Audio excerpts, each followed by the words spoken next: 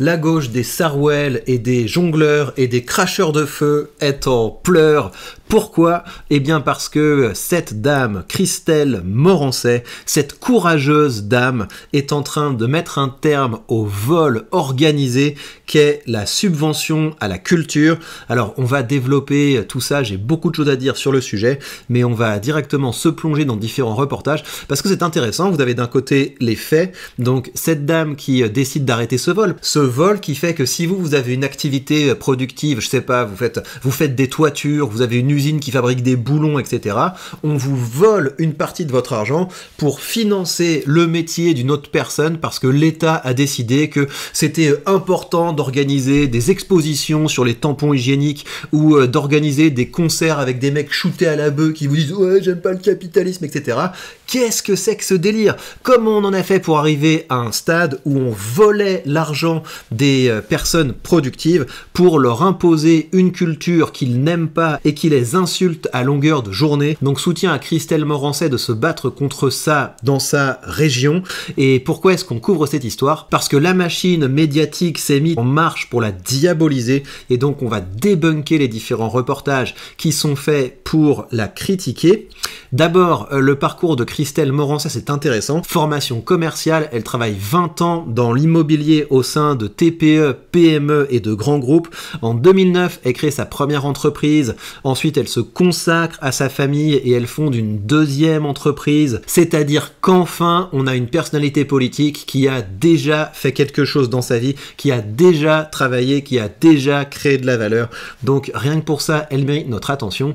Et maintenant, on va écouter ce qu'elle nous dit et ensuite on va débunker la campagne de calomnie à laquelle elle est confrontée pour avoir essayé d'arrêter le vol des créateurs de valeur pour subventionner les cracheurs de feu. Je ne fais pas de la politique pour être aimé mais pour être agir.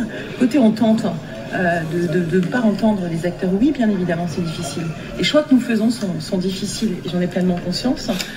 Après, je suis une femme de terrain. Depuis octobre 2017, je suis sur l'ensemble de nos 5 départements à rencontrer aussi les hommes et les femmes de notre région qui font vivre notre région. Et j'entends aussi les habitants de notre région ou plus largement les Français qui paient des impôts, qui paient des taxes et qui en ont marre de toutes ces normes. Et ils veulent aussi que ce pays change. Pour moi, ce qui est important, c'est ce qu'elle dit sur le fait qu'elle entend les citoyens qui payent des impôts. Et c'est le problème, c'est que là, c'est tous ces saltimbanques vont se mettre en grève, vont commencer à faire le bazar. Et nous, jamais on l'ouvre. On passe notre temps à se faire voler. Ces gens vivent à notre crochet. Et dès qu'on essaie d'arrêter un petit peu l'hémorragie dans notre poche, et ben immédiatement ils nous attaquent. Et c'est aussi pour ça que je fais toutes ces vidéos, c'est pour que vous compreniez que maintenant on ne se laisse plus tondre. Maintenant notre voix est portée, il y a de plus en plus de créateurs de contenu qui se sont lancés pour dénoncer ce système de gauche, cette culture du vol qui nous fait les poches en permanence. On a également un petit reportage de CNews que je vous propose de regarder. Une manifestation pour protester contre des coupes budgétaires. La présidente de la région Pays de la Loire a annoncé des restrictions budgétaires de 100 millions d'euros d'ici 2028. C'est 60 millions de plus que la demande de l'État. Le vice-président de Génération Libre salue le courage de cet élu. Ce que fait Christelle Morancet, c'est d'autant plus courageux qu'elle se coupe de ses appuis politiques. Évidemment qu'elle va perdre des appuis et des électeurs ce faisant. Mais elle le fait parce qu'elle est courageuse et qu'elle sait qu'être élue, parfois c'est déplaire, c'est prendre le risque de ne pas être élu. C'est un courage donc que je trouve assez exemplaire. Le budget prévoit des baisses des subventions dans la culture, le sport, la vie associative. Regarde-moi tous ces parasites là. Et eux, ils ont le temps de faire des grèves. Ils ont le temps de nous enquiquiner. Et nous, vu qu'on est tout le temps en train de bosser, parce que nous, si on ne bosse pas, on ne gagne pas d'argent, eh bien, ces gens-là peuvent continuer de faire du chantage pour pouvoir mieux nous voler. Après, je vous dis ça, moi j'aime bien la culture, hein. Il n'y a aucun problème. Mais moi, j'aime un certain type de culture. J'aime bien la musique classique. J'aime bien le théâtre, le bon théâtre. J'aime bien l'art, le véritable art, les vrais tableaux, mais ça m'est propre. Et moi, j'ai pas du tout envie d'imposer mes goûts aux autres. Si vous avez des gens qui considèrent que le rap, c'est le summum de la musique et qu'ils ne veulent écouter que ça, je vais pas commencer à les taxer pour financer les trucs que moi, j'aime. Et en plus, je vais leur imposer en leur disant, regardez, ça, c'est la culture officielle, c'est ça qu'il faut subventionner avec vos impôts. Non, non. Moi, si je trouve qu'il n'y a pas assez de musique classique, qu'il n'y a pas assez de choses que j'aime, je peux décider décider de me bouger avec mon argent, mais c'est hors de question que je décide parce que j'ai une lubie culturelle de voler tous les autres gens et de décréter on va produire tel type de culture et on va le faire avec votre argent parce que j'ai décidé que c'était bien et que c'était ça qu'il fallait subventionner. Ou encore l'économie, des mesures drastiques, mais jugées nécessaires. C'est le job de tous les élus de la République, où qu'ils se trouvent, de trouver des économies de toute urgence pour réouvrir la possibilité d'offrir un avenir à nos jeunes et à nos entreprises. On note ça, think tank libéral, génération libre, je regarderai ça, parce que son discours, je le trouve tout à fait à propos. Et maintenant, on va voir le genre de reportages qui sont faits pour couvrir cette nouvelle. L'impact des annonces, des coupes budgétaires, l'impact des annonces. C'est-à-dire que pour le moment, on n'a absolument pas limité l'hémorragie, on n'a absolument pas réduire le vol, mais simplement l'annonce, voilà, ça met tout le monde en branle. Et il y a également le réseau de propagande payé par vos impôts, à savoir la télévision publique, qui soutient ce mouvement, et c'est pour ça qu'il faut les débunker. Il y en a ras-le-bol qu'on entende seulement les ponctionnaires, qu'on entende seulement les voleurs, et qu'on n'entende pas ceux qui en ont ras-le-bol de se faire tondre. Stupeur et tremblement dans le monde de la culture, après l'annonce des coupes budgétaires par la présidente de la région, Christelle Morançais. Artistes et professionnels sont vent debout. Ça, c'est votre fric qui finance ça. Hein. C'est votre fric qui finance tous ces gens, et c'est votre fric qui finance le réseau de propagande qui présente le fait de permettre de laisser un petit peu d'argent dans les poches des entrepreneurs et des créateurs de valeur comme le mal absolu contre lequel il faut se battre. C'est une coupe qui va mettre des milliers de personnes dans la rue.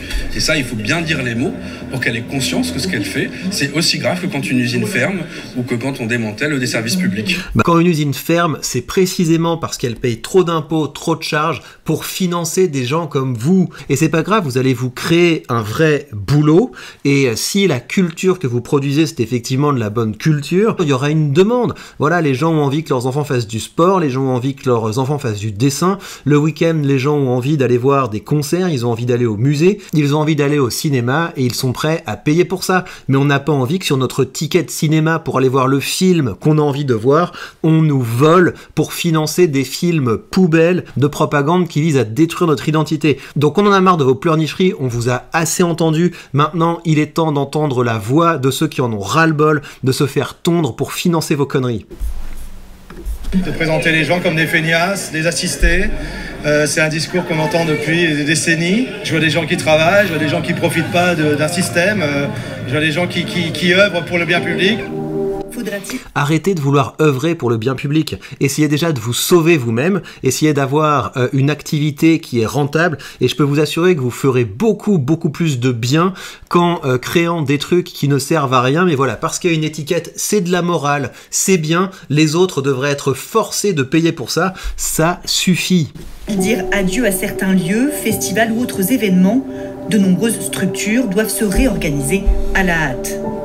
Un désengagement de la région des Pays de la Loire à hauteur de 50%, un mois avant le début de la nouvelle saison, est assez assourdissant pour nous, puisqu'on serait dans l'obligation de se désengager de partenaires, d'auteurs, d'actions de médiation qui sont prévus, que l'on construit depuis plus de 6 mois. Et vous allez trouver de l'argent. Et donc soit vous êtes capable de créer un business model rentable, soit les amis, vous allez devoir apprendre ce qu'est la charité, parce qu'il ne faut pas croire que les entrepreneurs autour de vous sont des cons. Les entrepreneurs aussi ont des valeurs, ils ont un univers mental, ils aiment aussi, comme je le disais, la culture, le cinéma, la littérature, ils ont peut-être envie de s'engager localement, et ils le feront d'autant mieux, d'une part, on arrête de les racketter, parce qu'ils auront plus d'argent pour le faire, ils le feront également d'autant mieux que vous commencez à nous respecter. Il va falloir commencer à nous respecter, parce qu'il y en a marre des gens qui arrêtent pas de dire « ouais, je suis anticapitaliste, je suis antilibéral, etc. » alors que tous vos métiers dépendent du fait qu'il y a des entrepreneurs qui ont pris des risques et qui se sont mangés le fardeau administratif et fiscal pour vos beaux yeux, pour que vous puissiez être tranquille à refaire le monde alors que vous n'êtes pas foutu d'avoir un budget rentable. partenaires du territoire. La baisse annoncée est également conséquente pour les missions locales en charge des jeunes dans le domaine de l'égalité homme-femme et dans le sport. Dans le domaine de l'égalité homme-femme, mais qui paye pour ça? Et le sport, pourquoi ce serait aux autres de payer ton sport? Quand mes enfants vont au sport, je paye pour eux. Et si j'avais pas l'argent de payer pour eux, je me débrouillerais pour qu'ils courent, pour qu'ils sautent, pour qu'ils nagent. Mais jamais je considérerais comme normal que ce soit aux autres de se faire racketter pour financer mes choix de vie. Concrètement, des athlètes qui risquent de partir et dont une qui est déjà partie, Laura Valette. Aujourd'hui, si on n'a plus les aides régionales, on aura beaucoup de mal à boucler nos budgets sur nos compétitions régionales. Ce qui aura une incidence, c'est qu'il est fort probable qu'on n'organise plus de championnat de France sur les pays de la... Eh bah arrêtez d'organiser des trucs que vous pouvez pas financer. Faites des trucs que vous pouvez payer. Enfin c'est fou quand même. Moi est-ce que je crée des projets que je peux pas financer? Non. Si on a envie de dépenser de l'argent, on commence par en gagner. Et sinon si vous pensez que ce que vous faites est tellement merveilleux, vous allez prendre des mécènes et des investisseurs. Mais le racket des créateurs de valeur, ça suffit. On va le voir pendant quelques temps. Et c'est sans compter la suppression de 100 postes à la région, le tout sans aucun dialogue préalable. Sur cette photo, certains agents tournent le dos à la présidente de région et l'opposition monte au créneau. Apparemment, parce que là encore, on n'a pas de transparence, on n'a pas de visibilité complète, mais des services entiers qui pourraient disparaître de la région. Tu l'entends, tu sais déjà qu'elle est d'extrême gauche, qu'est-ce que c'est fatigant. Et heureusement qu'on vire des fonctionnaires régionaux, mais vous avez vu combien ça nous coûte? Vous avez vu l'augmentation de vos taxes foncières? Vous avez vu l'augmentation des taxes foncières de vos entreprises? Ça finance ça, ces gens qui se font des bouffes, ces gens qui se font des apéros, ces gens qui se font des voyages, tout ça avec votre argent, ça suffit. Donc, y compris en termes de projet, de ce qu'est censé porter une région. C'est absolument incroyable qu'elle puisse fermer comme ça des secteurs entiers. Elle fait du zèle, elle veut faire davantage d'économies et faire peser son ambition nationale au Pays de la Loire. L'onde de choc se propage rapidement, les réseaux sociaux s'emballent, de nombreux médias, y compris nationaux, relaient l'info.